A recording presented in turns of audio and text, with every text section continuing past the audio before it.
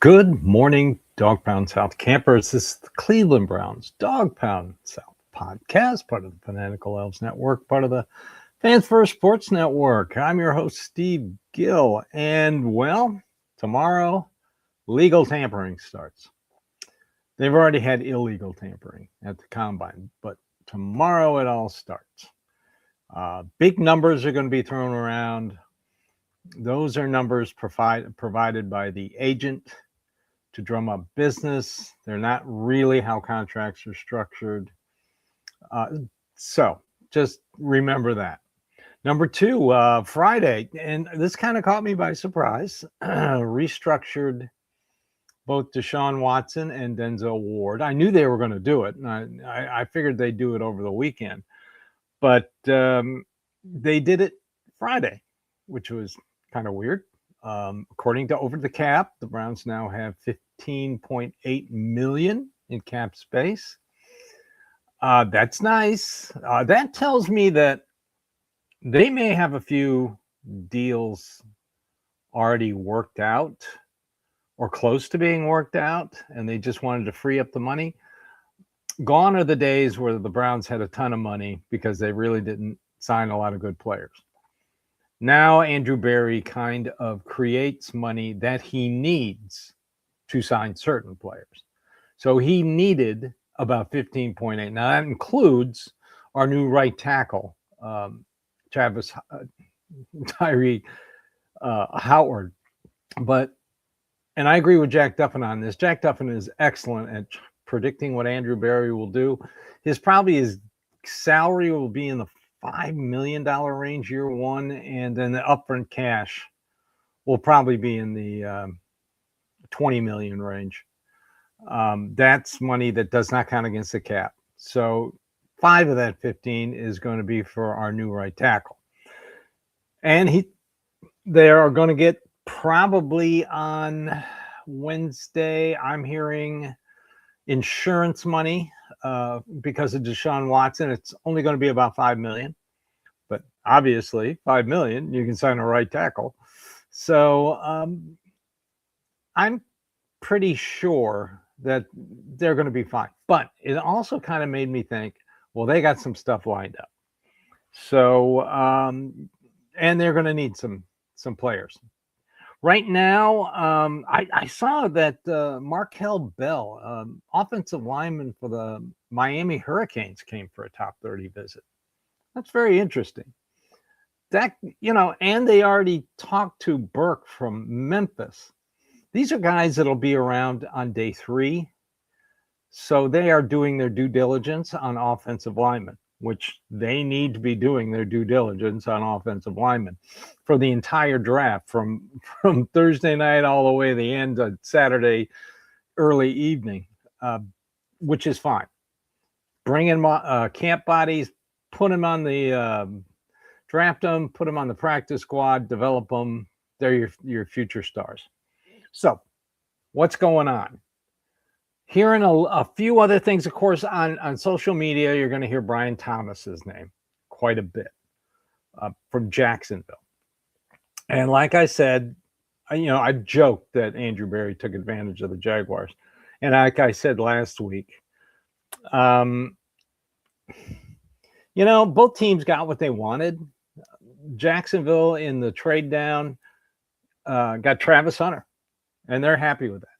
And then the other deal, Campbell did not fit their defensive system. Greg Newsome did. So that was a win-win on both sides of this trade, and the same with the draft day trade. Win-win for both sides. So this is the reason Brian Thomas is available in a trade, because of Travis Hunter.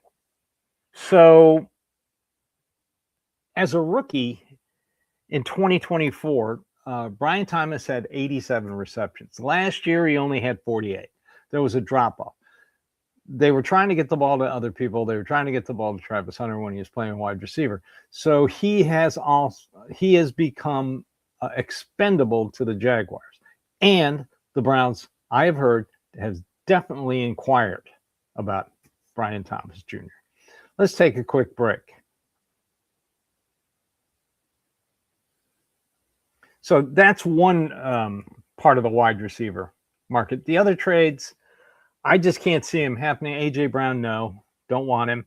Brandon Ayuk, I've been told that they have no interest in him. Who else? Chris Olave, they inquired about him last year. They inquired about him this year. The Saints don't want to move him. Marvin Harrison Jr., no. They have no interest in him. So that leaves free agency. Wan'Dale Robinson of the Giants. I said this probably about a month ago. He's very intriguing. In 93 and 19, he's had 93 and 92 receptions the last 2 years. Also, like I said Thursday night, Romeo Doubs. Romeo Doubs is still in. They're still talking about him, and they're also, like I said Thursday, Rashid Shaheed.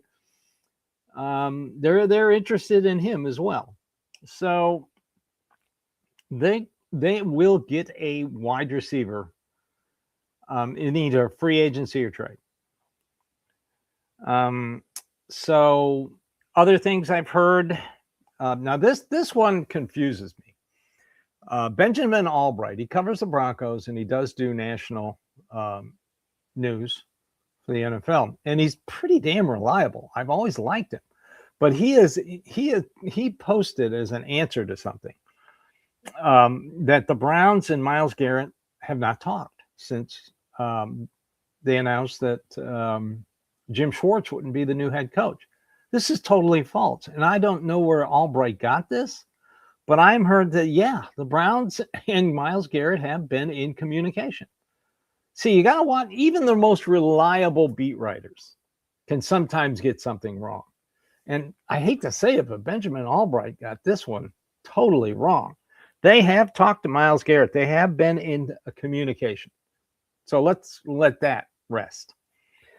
Other thing I've heard, now, while I've still been talking about Vieira Tucker, the guard from the Giants, as a possible signee, a little bird told me that there's some kind of buzz going on between the Browns and Baltimore Ravens offensive line men, plural, which I find intriguing.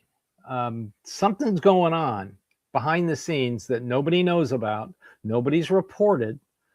My guy tells me that there is some kind of, more than one of the people I listen to have said there's some kind of buzz between the Cleveland Browns and Baltimore line men, plural. Interesting. I find that interesting. Of course, everybody's going to think about Lindenbaum because Connor McGovern re-signed with the Bills. He was your second best center on the market. Of course, Lindenbaum is the number one guy on the market. And, before everybody says, well, they don't have the money's on, they can do the same thing they did with Howard. They could give him the veteran minimum, which is $1.3 million, and then just backload it and give him a ton of cash up front, which doesn't count against the cap. So, yes, they can't afford him. So, I just find that line men, I don't know what that means. I guess we'll all have to wait and see tomorrow and find out. So what else? Draft trades right now. I'm not interested in the draft. I want to wait till free agency hits. Just remember, if there's a trade down situation, it takes two to tango. Some team has to want a player that's sitting there at 6 when the Browns are on the clock. Or like they did last year, they already have something tentatively set up, like they did with Jacksonville and the trade down from 2 to 5. They worked that deal out during the combine last year.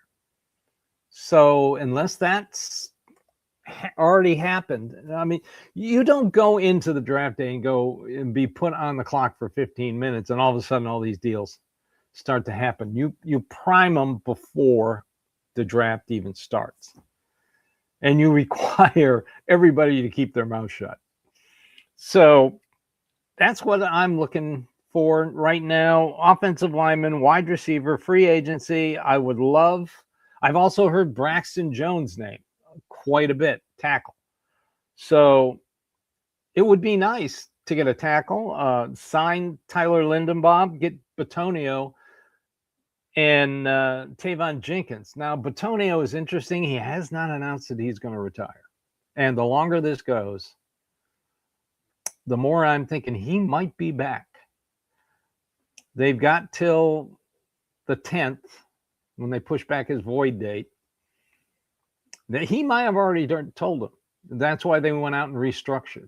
See, that restructure on Friday caught me completely by surprise. I thought that when I woke up tomorrow morning, I would hear that they restructured Watson and they restructured Denzel Ward.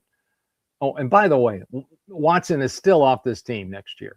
This restructure has nothing to do with it. He's not been extended. He's been restructured, not a pay cut. They just move money around. So I am thinking, like I said before, that something they've got something in the works, and they feel pretty confident. I mean, they could have done these restructures. They have till Wednesday at 4:00 Eastern to be at or below the cap. Plenty of time to do it. Why do it on Friday? They did it on Friday, and this is my personal opinion. I think they've got a couple deals already lined up. I still find it intriguing that they have inquired. They're linked to Baltimore offensive linemen. So I just found that out this morning. I haven't really looked at the free agency list. I plan to do this as soon as I'm done with this. So everybody, have a great Sunday. Thank you for watching, listening, following, and subscribing to us here at the Fanatical Elves Network. We are just Browns fans like you. We love our Browns, and this is when the team starts to build, starting tomorrow. So this has been the Cleveland Browns Dawgpound South podcast, part of the Fanatical Elves Network, part of the Fans First Sports Network, brought to you by Hemisphere Coffee, where they shake the hands of the farmers. Everybody have a great day, and go Browns.